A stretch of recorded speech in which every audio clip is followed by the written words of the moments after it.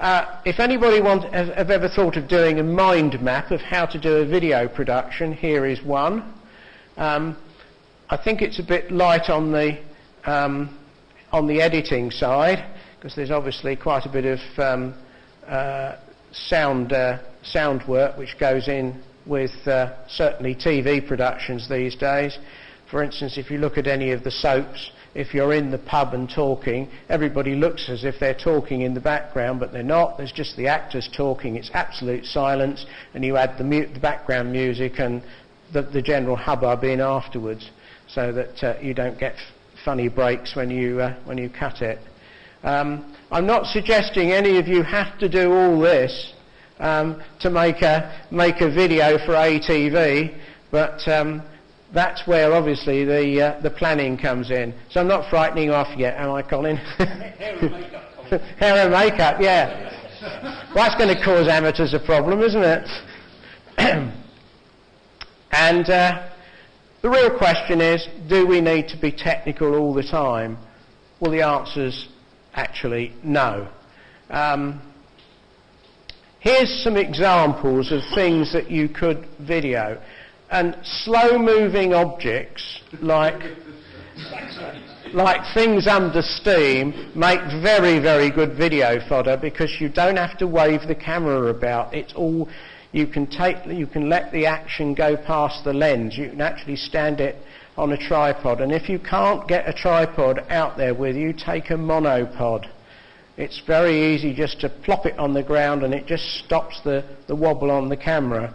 And by the way, I don't know whether you know, but we've all got a built-in Steadicam. Slightly eye-level problem, but if you hold the camera in your hands like that and walk along, that's quite steady. But of course, as soon as you try and hold it up here, it goes all over the place. But if you can hold the camera there, that's almost a built-in Steadicam. So that's quite good, because of course when we walk along, we're actually exaggerating it, walk like that. So holding a camera on your shoulder, if it's got in any way zoomed in, it'll look terrible. And of course, county shows are pretty good things to take. So, and there's loads of people you can go and interview. I don't know what you need to be a little bit of an outgoing person to walk up and to somebody and say, what do you think of the event so far, or what are you here showing today? And because you're asking somebody about their favourite topic, they'll in fact, you've got a job stopping them talking normally. And here's one that I heard was working quite well. It on GB3ZZ at one time, and got quite a lot of family viewing, which was having some wildlife cameras in bird boxes and things like that, and putting the progress of the chicks on there. And of course, as we can see, we start off with the bird just saying, this is a good place to set up home, and making all the bedding, and then they've done the usual between two birds, and the result is the eggs. And then it keeps them warm, and eventually the chicks are born, and of course they make a noise and want feeding, a bit like humans really.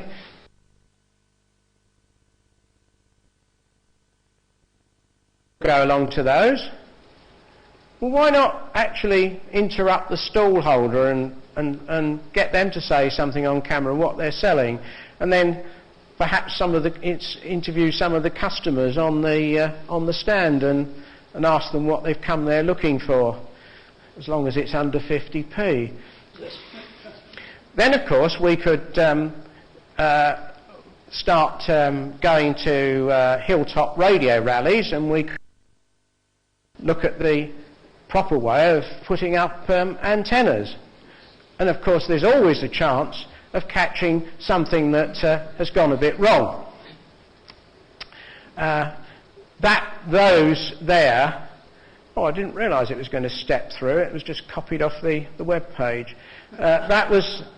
Which is quite nice actually, and that was a tornado that sorted that out. Well, of course we tend to want to try and avoid that. We've had attempts at doing that in 1987 and 1992. I ended up with some banana-shaped 23 SEMS aerials after that. And Moore fell down. Pardon? Emily Moore fell down, yeah, absolutely. So there we are. Of course, if you've got some participants in a contest, especially younger people, if you can get younger people doing some radio and put them on the screen, that's what we need to see, instead of old people in front of the screen. Now, one of the things that I found is a bit of a problem is actually a camcorder for doing interviews with. We've got some round here at the moment, but finding one with a headphone socket and an external isn't now so easy. What I did find was this particular model on eBay, 150 quid. It's quite a decent camcorder, and I've got the TRV 900, which is a 3-chip version. It has just here by the microphone a 3.5mm external microphone socket, and at the back here it has a headphone socket. And when you're doing interviews, especially when it's a very noisy environment, you need to be able to hear excuse me, the person speaking and not everybody else. And if you've got a standard camcorder with its onboard microphone, you're not going to pick up a lot of the person speaking because the surrounding noise is too great. And we don't actually, at the moment, need to film things in HD. Pretty nice if you want to, but for future proofing. But at the moment, all our repeaters and the streaming is all standard definition. Something says watch this space somewhere, but there we are. Of course, the bandwidth required to stream HD is so much greater than standard definition. And if you look round at most of the repeaters, they're doing things like 320 by 240 for their stream. We've upped the HV stream to a higher bit rate, higher frame size, and if you put it on full screen on the HV stream, you'll find it's quite decent quality. Whereas some of the others look a bit pixelated. And of course it depends so much on your broadband speed. On that, incidentally, at 3:30 in the afternoon, I almost cannot get Google up on a web browser. And there's a big dip as soon as the kids come out of school and start playing games and sending videos to each other and so on.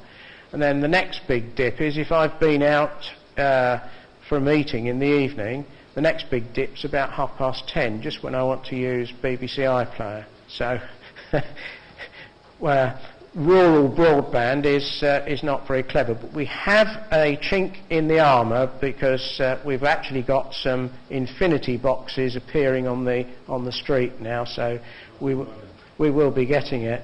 I guess I'm making one or two other people jealous already just by talking about it, aren't I, Graham?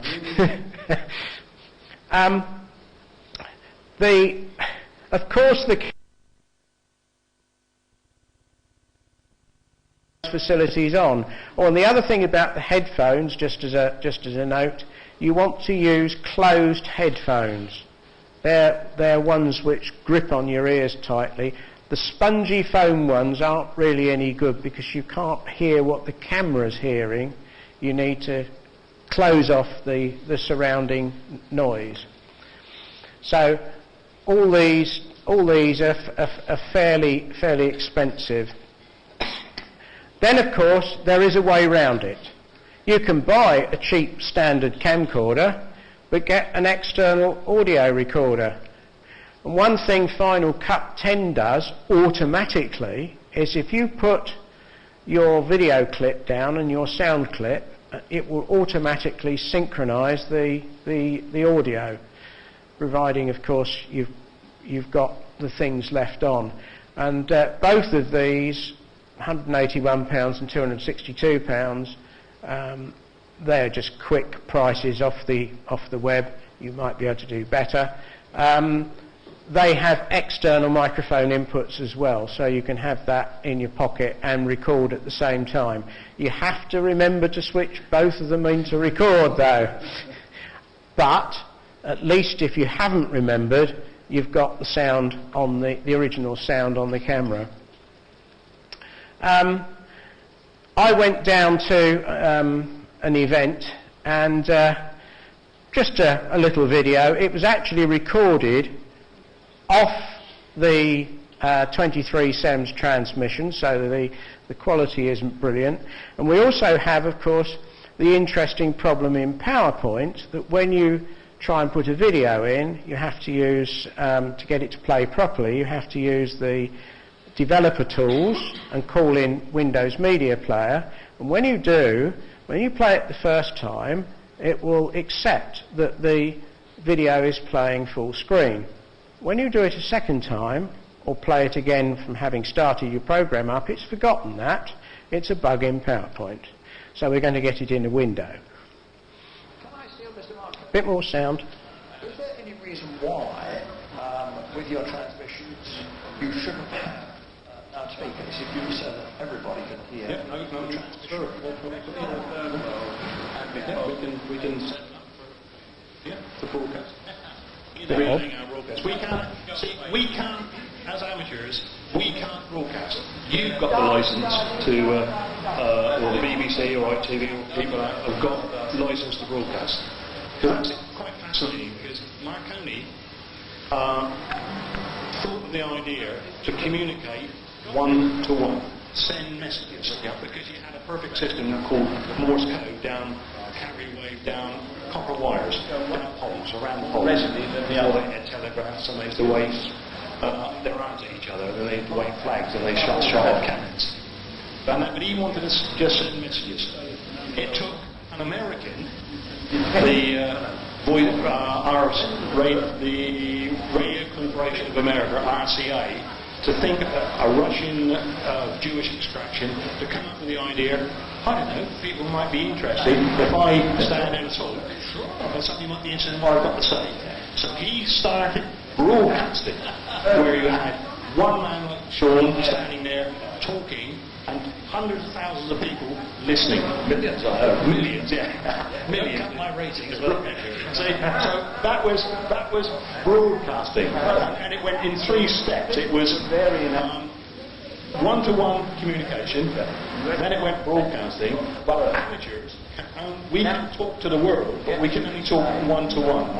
Our first transmission is a CQ, we can call anybody, because we don't know who's out there, so we call CQ, this is Gold Whiskey Zero, Alpha November, Alpha, that's it, please come back. Now the guy might say KW1ABC, I'm from Connecticut. Okay, once that man in Connecticut has made a contact with me, it's a one-to-one queue, so I'm not broadcasting. We're not allowed to broadcast.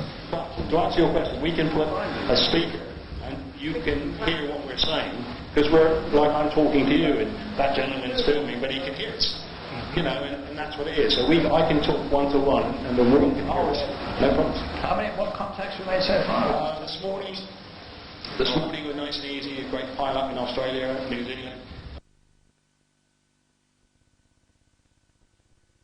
Contact into the Argentine, and this guy in Buenos Aires, he said, what litre amplifier are you running? How much power are you running? And I said, well, we're running 100 watts, the power of one electric light bulb. They wouldn't believe us. But I said, we are 400 feet up and we're overlooking the Isle of Wight straight out into the channel there, and the next stop's the US of A. There's nothing there. And it's a lot of water, which is the greatest ground plane there is, isn't it? It's all water.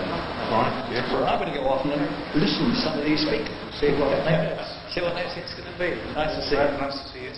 Bravo 100, Roger, November. The name here is Brian, Boston, Radio, India, Alpha, November. The QTH is the Isle of Wight. And the station is to celebrate 100 years of Marconi's achievements of sending a transmission from this island to a Royal Naval ship, the HMS Juno, 100 years ago. Right, the sound was a bit weird on there, I don't know why, but there it is. Now, Tony's in the audience, and G1HBD, and his quadcopter took the next shots.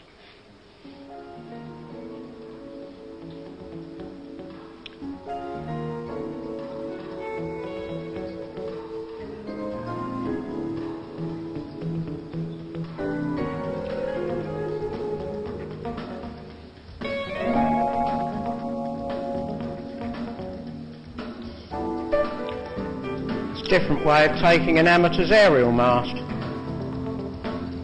and that is GB3HV.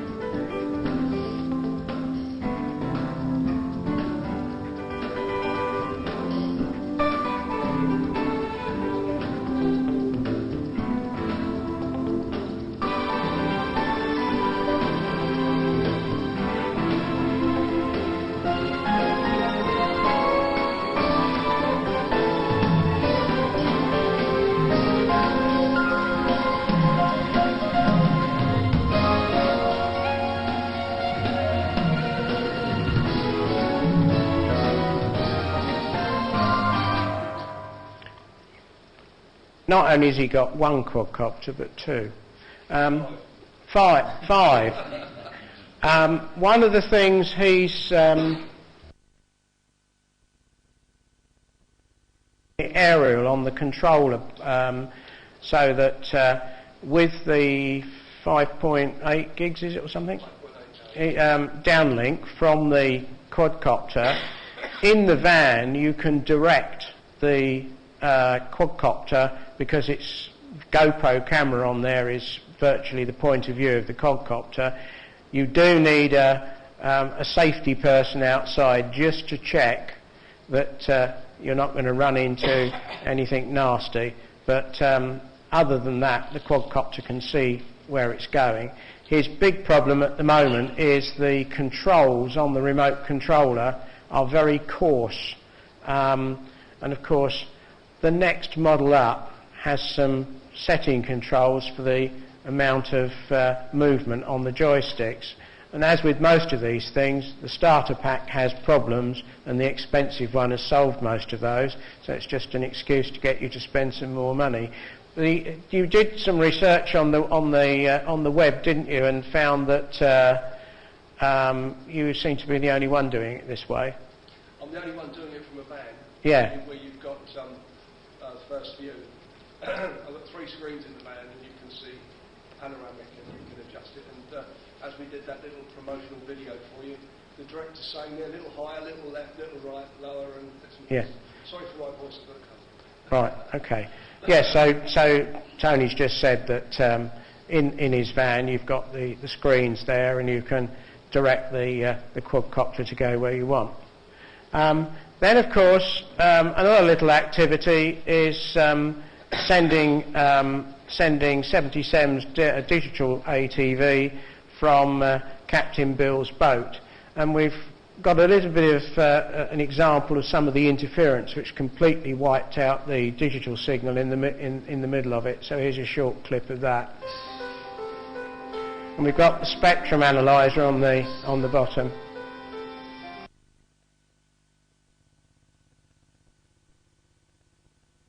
There's 25 miles and 7 watts from the boat.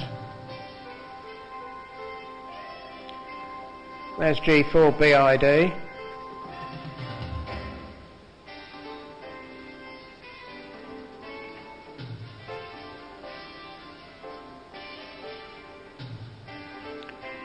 We seem to be missing the talk back on this audio. I'm not quite sure why.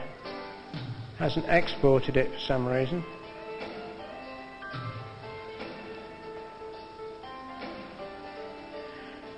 And there's a spike coming up there. That's me talking on 2 meters, which tends to flatten the thing. Now the interference I was talking about are these spikes, and these are some direction finding radar that the French have put on. So there are some penalties at beaming from my location south to there, but it worked pretty well for quite a way. Noel has now upped the transmitter power for the mobile setup and got the error a little bit higher, so they ran a second lot of tests. And we also did walkabout TV at the Middlesex show, which is a county show, and just a little example of that, and we were lucky enough to get a little demonstration from Southern Electric.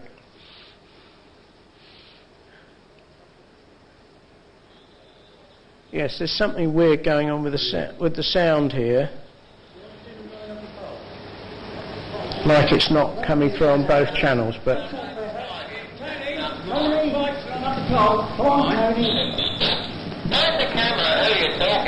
And we had a problem with the cameraman. About to climb up the pole for us. Electrocute themselves up the top there. Don't you ever show this to the world. We're getting a police mark here at the moment, and we're recording you, so whatever you do is going down on tape.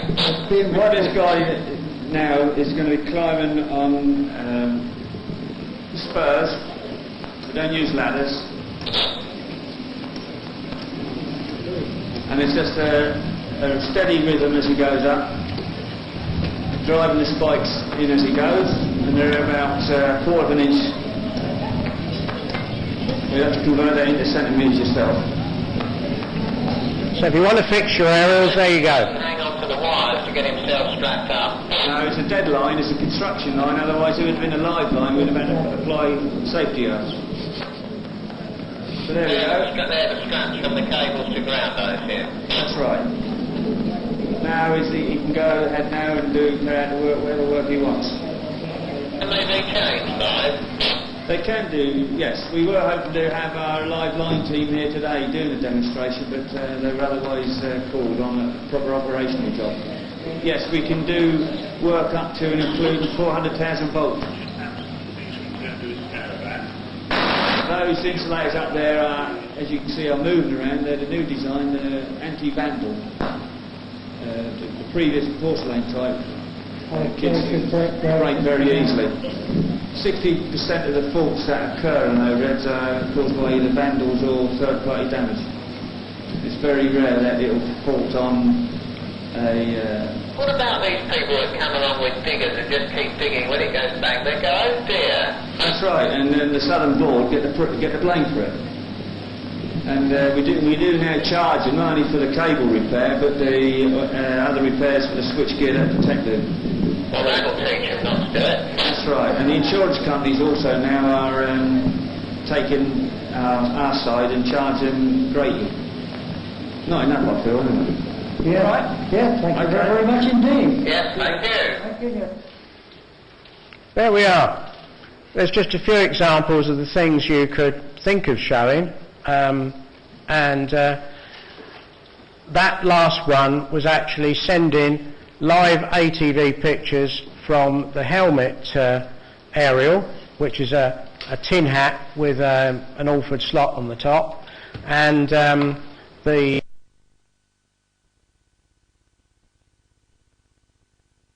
walk round the county show, recording things as we were going round, and there's several hours of material. And the other thing we used to do was to get Chris G0DAE came along and helped with this.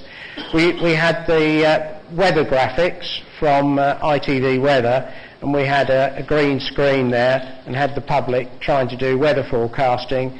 And of course the first thing they got wrong was the east and west was the other way round to as it is in the mirror, and they had to get used to that. And the number of people that read southern countries instead of southern counties was incredible. It's interesting that people actually read what they think's there, not what's actually there. So we had the text going up in front of the picture of what they were showing. And then we used to give them a tape for a £5, which went to club funds of their efforts. So, any questions? No, jolly good. I hope that spurs you on to do something. That's the whole point of it. Yeah, thank you very much, Mike.